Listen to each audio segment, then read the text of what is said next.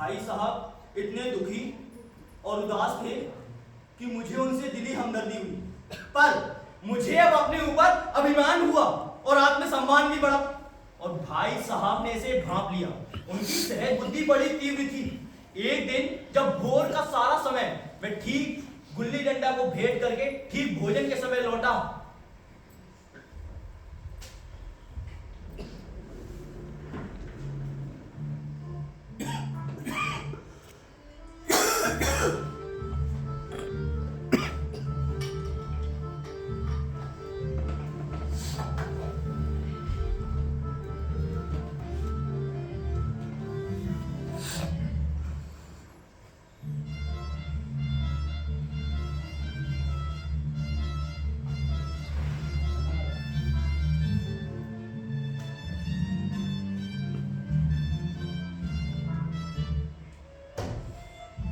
देखता हूँ इस साल पास हो गए हो और क्लास में फर्स्ट आ गए हो तो बहुत दिमाग बढ़ गया। मगर भाई साहब घमंड तो बड़े बड़े का नहीं रहा। तुम्हारी क्या हस्ती। इतिहास में रावण का हाल तो तुमने पढ़ा ही होगा, नहीं पढ़ा? पढ़ा है ना? उससे क्या उपदेश दिया? बस यूं ही पढ़ गए। अरे रावण भूमंडल का स्वामी था, ऐसे राजाओं को चक्रवर्ती कहते हैं। लेकिन उसका हर्ष क्या हुआ? उसका नाम और निशान तक मिट गया। उसे कोई चुल्लू भर पानी देने वाला भी ना बचा। मैं तो कहता हूँ कि आदमी जो चाहे कुकर्म करे, लेकिन घमंड कभी ना करे। घमंड किया नहीं और दीन दुनिया से गायब।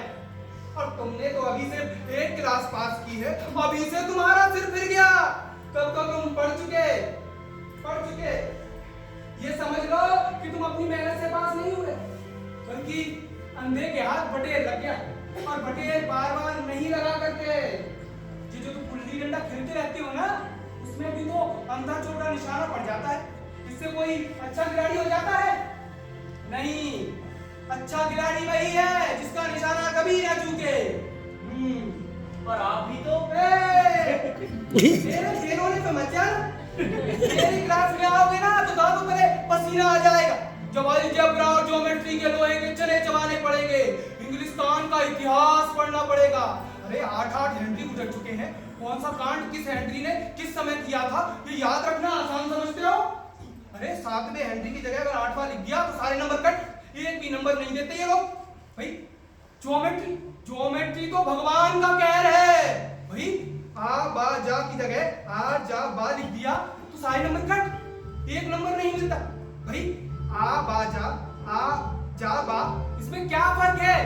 आपने दाल भात रोटी खाई या भात दाल रोटी खाई, इससे क्या फर्क पड़ता है? लेकिन नहीं, ये चाहते हैं कि बच्चा एक एक शब्द को रट डाले, एक एक शब्द को घोर के पी जाए और इसी रटंत विद्या का नाम शिक्षा रख छोड़ा। अरे एक दिन तो कह दिया कि समय की पाबंदी पर निबंध लिखो जो 4 पन्नों से कम ना हो। बताइए, जिस बात को हम एक वाक्य में कह सकते हैं उस पर 4 पन्ने लिखने की जरूरत क्या है? लेकिन नहीं, आपको 4 पन्ने रगड़ने ही होंगे। बताइए। और अनर्थ तो ये है कि संक्षेप में लिखिए। अगर संक्षेप में 4 पन्ने हुए तो विस्तार में तो 250-300 पन्ने होंगे। मेरी क्लास में आओगे ना तो इस तरह के पापड़ बेलने पड़ेंगे, तब तुम्हें पता चलेगा। अभी तो दनादन पास हुए जा रहे हैं तो बड़े खुशी मना रहे हैं। पढ़ने बैठ जाओ, पढ़ने।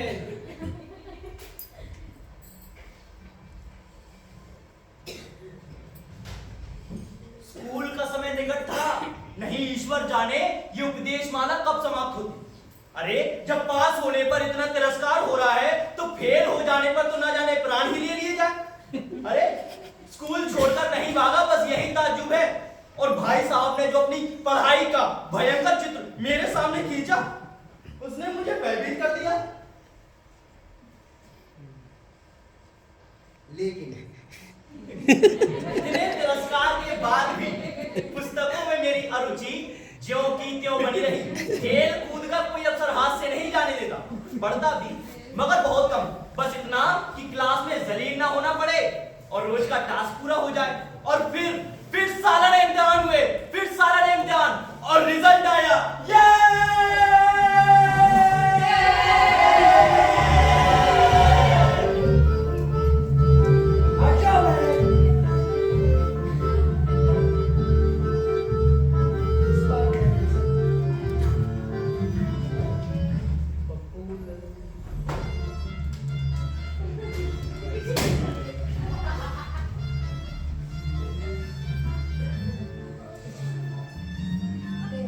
संतोष पठार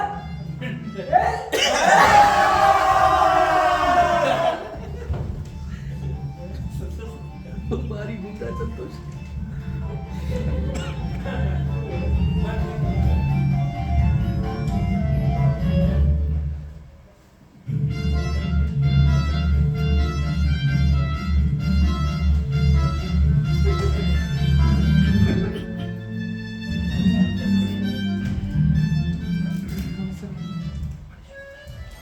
मनीष मुदगल फिर से फिर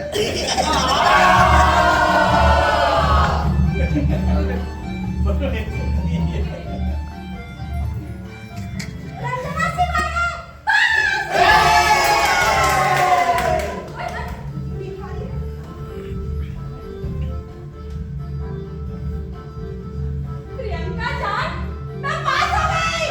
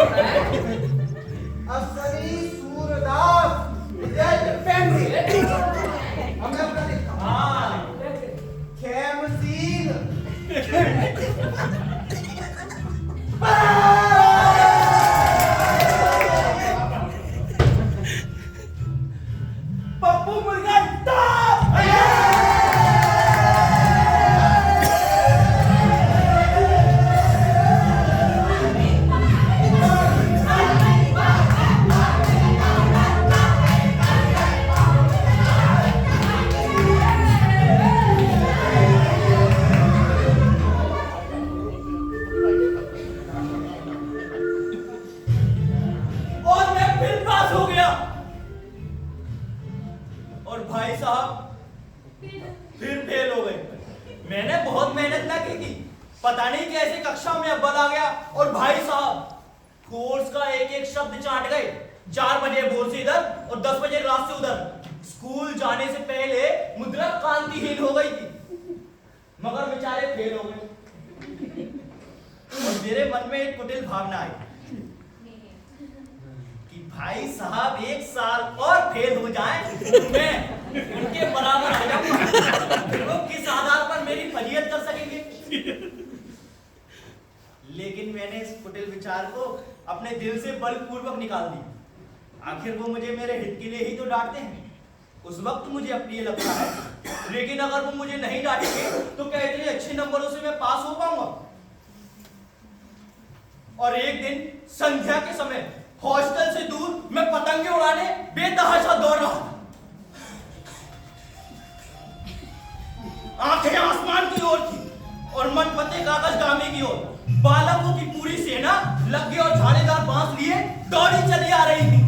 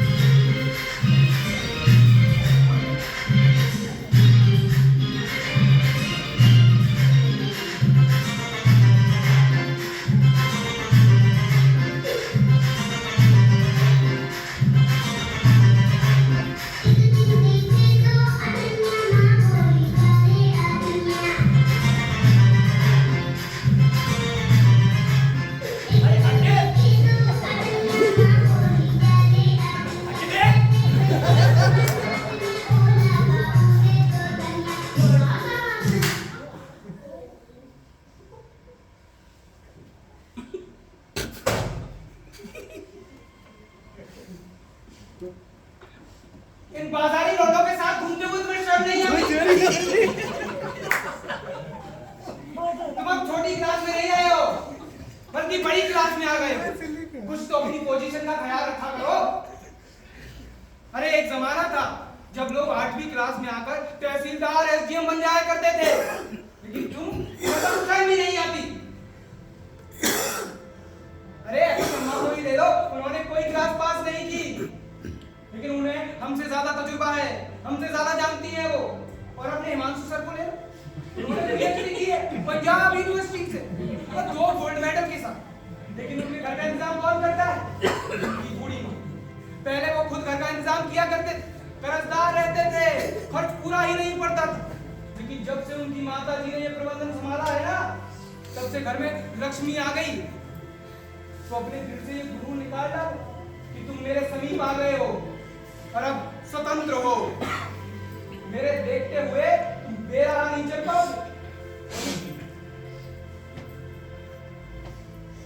अगर इस तरह भी नहीं मानोगे तो इसका प्रयोग करूंगा। जानता हूं तुम्हें मेरी बातें जहर लगती हूं।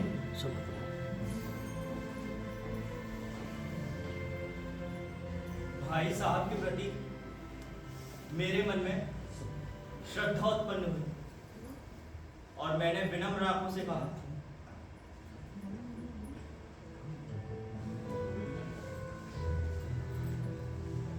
भैया आप जो कुछ कह रहे हैं वो बिल्कुल सच है। आपको उसको का पूरा अधिकार है।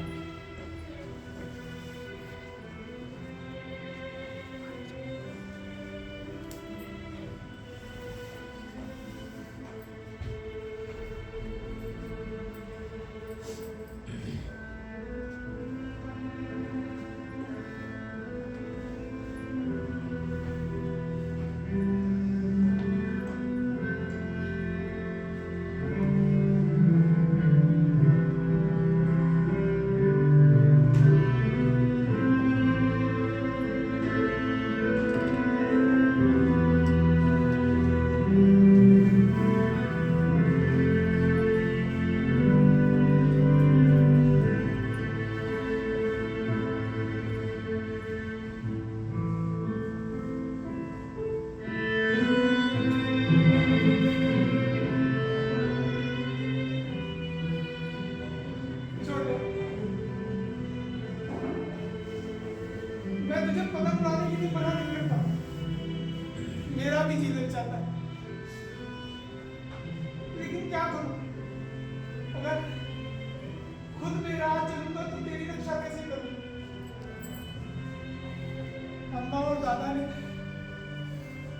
तुझे मेरे ही भरोसे तो भेजा है।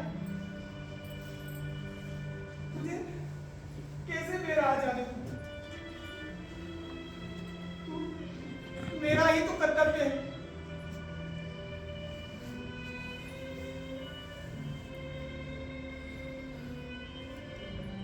भाई साहब की बातें सुनकर मेरा मन पिघल गया और मैंने निश्चित किया कि अब से खूब जी लगाकर पढ़ूंगा और हमेशा भैया की बात मानूंगा। और भाई साहब की बातें सुनकर मुझे ये एहसास हुआ कि जिनके बड़े भाई नहीं होते वो पिता ना होने के समान ही हैं।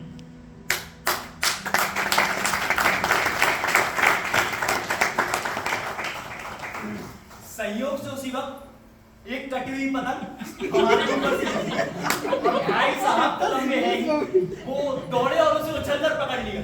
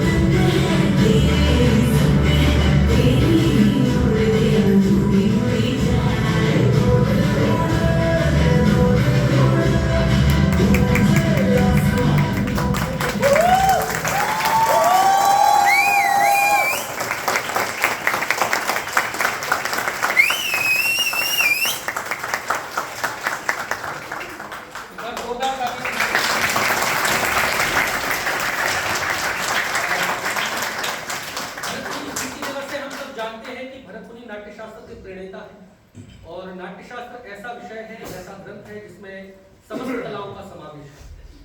और राजा मानसिंह तोमर संगीत एवं कला विश्वविद्यालय निश्चित रूप से भरत मुनि के नाट्यशास्त्र को प्रणीत करने वाला प्रैक्टिकल यूनिवर्सिटी है, और जिसमें मुझे सभी विभागों का सहयोग मिलता है, चाहे पारुल मैम के विद्यार्थी हो, गौरी मैम के विद्यार्थी हो, ललित कला संकाय के विद्यार्थियों का।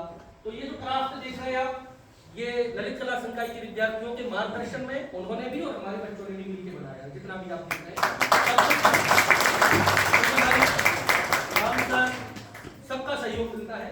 और मैं सबसे पहले चाहूंगा कि सभी बात का अपना परिचय है। जय हिंद, मैं रितु कुमारी, बच्चे की किरदार में। याना, ये मेरी बिटिया है मितांशी। सभी महानुभाव को मेरा प्रणाम। मैं आदित्य अहवार, सर्टिफिकेट का स्टूडेंट। मेरा नाम अमन व्यास है और मैं बीबीए का नमस्कार, मैं अनिल प्रताप सिंह, मैं सर्टिफिकेट का विद्यार्थी हूँ। नमस्कार, मेरा अनिल प्रजापति है, मैं असौद विद्यार्थी है। नमस्कार, मेरा नाम खुशी बघेल है, मैं बीबीए प्रथम वर्ष की छात्रा हूँ। नमस्कार, मेरा नाम राज श्रीवास, मैं सर्टिफिकेट का छात्र हूँ। आप सभी को मेरा नमस्कार, मेरा नाम ऋषिकांत मौर्य, मैं बीबीए का छात्र। आप सभी को नमस्कार, मेरा नाम अशोक बिश्नोई, मैं एमबीए फर्स्ट ईयर का स्टूडेंट हूँ। मेरे साथ सह निर्देशन करके और लाइट ऑपरेट किया अश्विनी शर्मा। मैं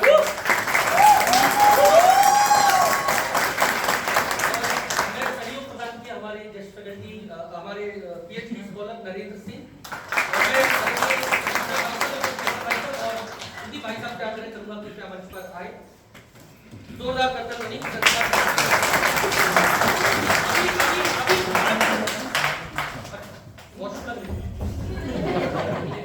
बस 3 से 4 मिनट बस।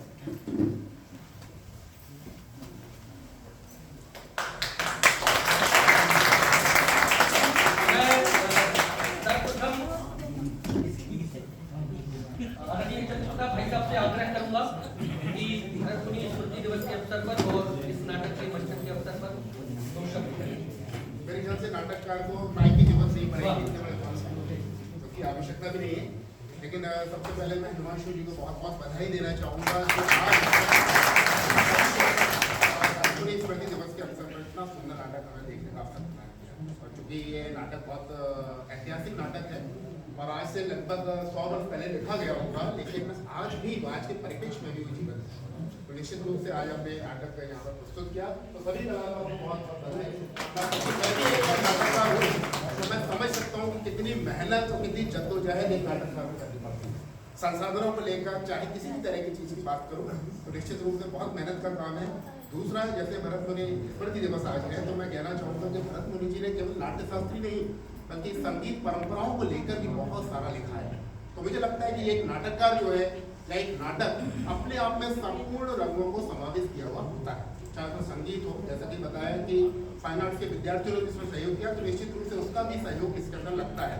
संगीत की बात करें, नृत्य की बात करें, तो सारी विधाओं का समावेश यदि है तो वो नाटक ही है। इसलिए नाटक अपने आप में परिपूर्ण है। और आज भरत मुनि स्मृति दिवस पर चूंकि हम भरत मुनि जी को याद करते हैं, इसलिए क्योंकि उन्होंने एक ऐसी परंपरा विकसित की जो आज बहुत प्रासंगिक है। तो निश्चित रूप से आज के दिवस पर मैं आप सभी को बहुत बहुत शुभकामनाएं देना चाहूँगा। चूँकि समय की बलिहारी है, समय कम है हमारे पास, और इतनी अच्छी प्रस्तुति देखने का मुझे लगता है कोई भी सुनने का किसी का समय नहीं होगा।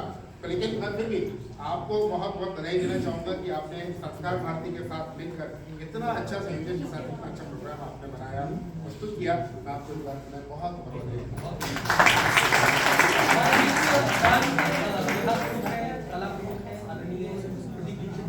आग्रह करूंगा कि अपना आशीर्वाद प्रदान